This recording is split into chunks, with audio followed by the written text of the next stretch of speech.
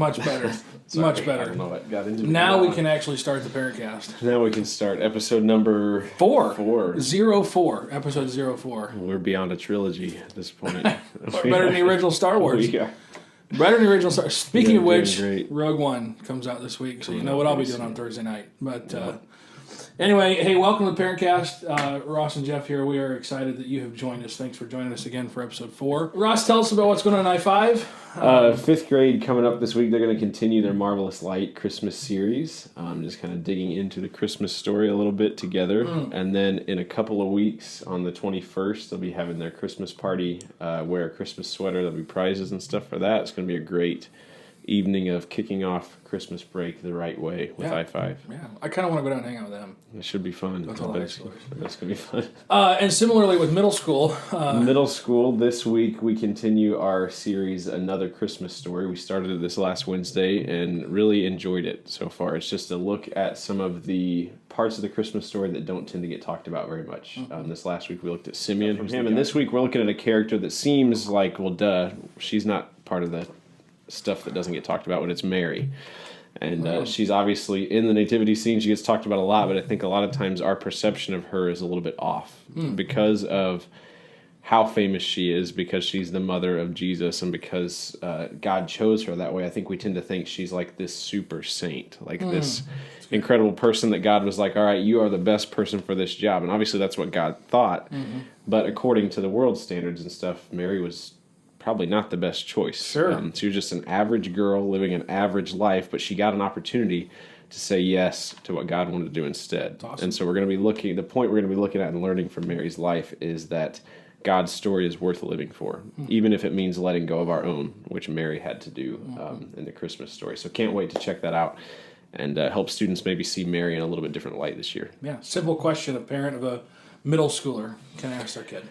As usual, you can just kind of ask them about the story, the stuff that we covered that night. You can also maybe just say, what did you learn differently about Mary this week? What did anything that you learned tonight maybe change your idea of who she is, change your idea of what, why she was called to this job and that kind of thing? Is again just kind of helping them talk about and flesh out some of the more, I guess, real aspects of Mary's life that we're going to be talking about.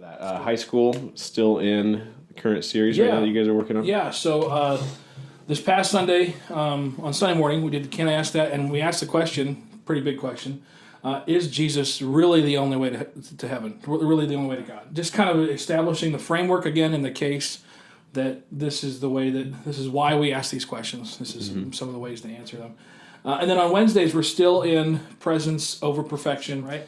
So when you come into a relationship with Jesus, when you come into that personal relationship with Jesus, and that's what we're trying to separate religion from relationship, and trying to really establish that recognition that what Jesus wants is a personal relationship with you and with me.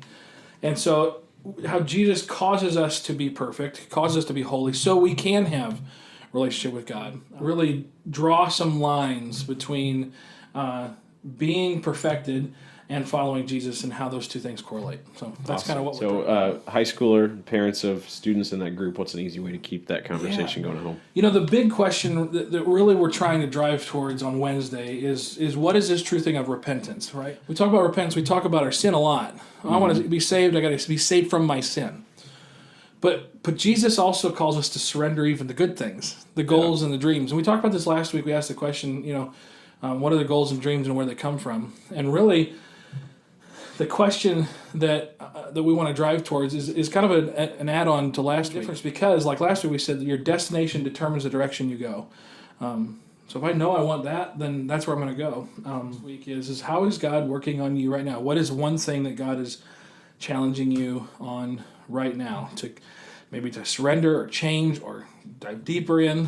What is he doing right now to challenge you? Sounds good. We got a few events coming up right now. A couple big dates coming up. Yeah, December 18th, we got a bunch of things going on, a bunch of things you want to get on your calendar if you got a middle schooler or a high schooler. Middle school, our winter retreat deadline is that day. Right. And I told the students this last week. I got an email from Miracle Camp a few weeks ago saying that their camp, or that the week that we're going to be there, is full. I saw that. Which isn't a huge deal for us per se, because I reserved 40 spots for students, so I think we'll be good. But I told them last night in the event that we just get overwhelmed with signups it's going to be kind of a first come first serve thing. So if the students really know they want to go and stuff, there's no reason to wait till then. They can turn the stuff in any Wednesday. You can drop it off here if you're going to be around church, but if they get it in before that date, it's pretty much guaranteed they're going to be on that. And we want to fill those. We want to fill those spots. That'd be so awesome to take 40 students on that thing. It will be awesome. Love to have them go. It's going to be a great week, January 13th to the 15th weekend, not week. Weekend. It better be a weekend. That's all right? I got right now. But it's going to be awesome. Miracle Camp, Lawton, Michigan.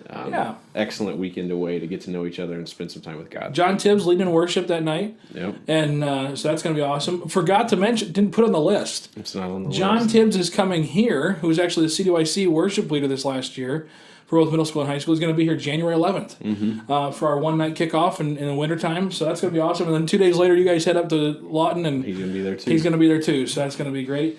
And then also December 18th, it is the Belize Parent and Student Interest Meeting. So if you're interested in going to Belize, you need to be a part of that. You need to be a part of that meeting, and we're going to explain some things, kind of direction we're going, maybe some requirements, some different things. Brochures and applications, information is all available at the SIC. And very, very, very soon, it's going to be available online as well, so you can grab that on there. There's one more thing we got to do, and then those will be on there. You'll still have to fill out the paper application, but those things will be available to print off online. So that's coming up December 18th, and up in the Student Chapel at noon. Also, forgot to mention, this Wednesday, we're taking family pictures. Oh, yeah. Family Christy pictures there of taking the group. So make sure your kid's going to be there this Wednesday. It's going to be sweet. awesome. In middle school and high school, we're going to take some family pictures. It's going to be cool.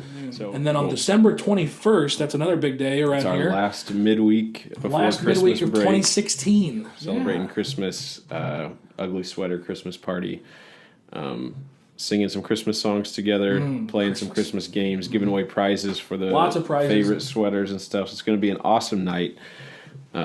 Great way to kind of get Christmas break started, celebrate Christmas as a youth group before we take a few weeks off. Absolutely. But then also we got Christmas break. It is Christmas time like crazy around here, getting things ready.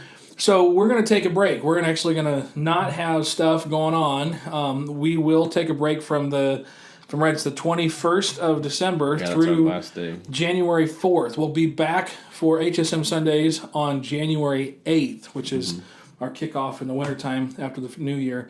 There will be no HSM Sundays on December 25th. Obviously, it's Christmas. Stay with your freaking families now. And then also New Year's Day.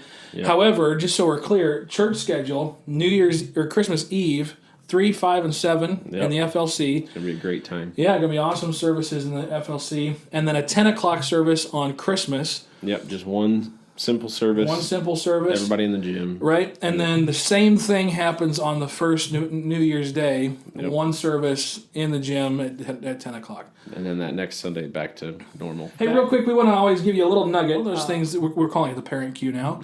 We've titled it. Why not? Just throw it on there.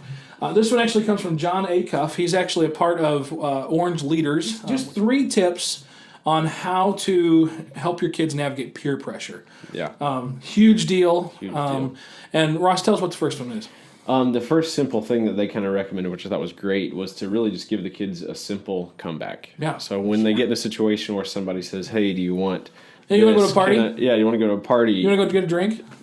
Yeah, that kind of question. I don't know if you're actually asking me or not. No. Or can I borrow your assignment? I wasn't able to get it done. I just want to kind of copy what you're doing. That's really a typical simple one. Yeah, simple stuff like that. Just giving them one simple response, because a lot of times if you kind of launch into a big discussion, the longer the discussion gets, the easier it is to kind of get talked out of. Yeah, poked holes in your reasoning. So if you just kind of say a simple, the one they recommended was just, "Hey, sorry, no, that's not my thing. Right. I don't do that. I'm not into that." And then end of discussion. Because if the discussion goes on longer, it's easy to kind of get down the wrong path and then end up doing what you didn't want to do. I love the little statement at the very end of that little paragraph that he wrote, and we'll link this in the show notes.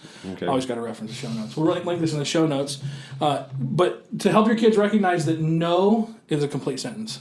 Yeah. It's a complete sentence. No is a complete sentence. So that's really people don't tend to just say no very much anymore. They kind of tend to give an excuse. And if you just say nope, it's kind of like, whoa, all right. I guess there's no moving there. Sorry. Yeah, right, absolutely. So, second recommendation. Yeah, second recommendation is be curious. Be curious, because the reality is there might be more going on there. There might be some other things that are going on.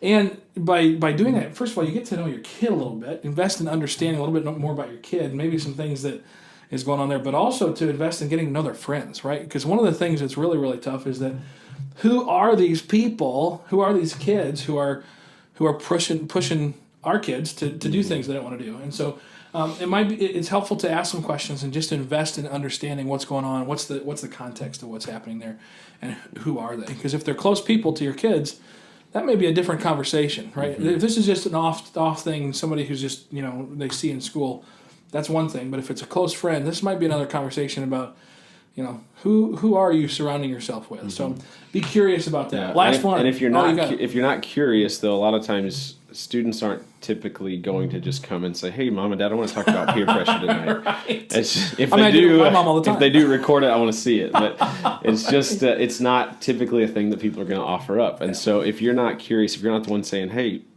is anybody kind of bugging you about this?" or "I notice you're kind of stressed about this thing," the conversation may not happen. If you wait around for it, it's probably not going to. Yeah, it's not going to come up. So another encouragement to be curious. That's Last good. one is to teach with your own life. And this is a huge one. A lot of times we tend to think that peer pressure is something that's reserved for the teenage years. Kind of gets worse, but yeah, as an adult. I still feel pressured to do stuff. Yeah, like go get a drink with me. Yeah, seriously, Totally. You just did it. But honestly, giving examples of how you're dealing with this can be a huge deal for students. If there's a situation at work where somebody's kind of pressuring you to maybe push the envelope or kind of hide certain things or cut corners or something, use that. Yeah. Let them know that, hey, I'm not just telling you to do this because I'm an adult and I've got everything figured out. I'm telling you to do this because it's real in my life and I feel the heat. Yeah. In my work environment, in a social environment with these people that I know. We're super peer pressure around here, so I'm sure that you feel it all the time. Yeah. But it's so true because there's so many different things. I talk with a lot of young adults who are in the workplace and they're trying to navigate this following Jesus thing inside the workplace, and it can be super difficult. Mm-hmm. And so letting them in, we've talked about being authentic a lot with students. And so, well, again, this is one of the best things. Help them understand how you're dealing with it so they know how to think, not just what to think. Right? Ross, the great parent cue. So give them a simple comeback, be curious, and teach from your own life. Great tools, just tips on how to navigate peer pressure with your kids. It's a big deal. Thanks for watching. We love your questions. Shoot them to us, and we'll try and respond to them as quickly as we can.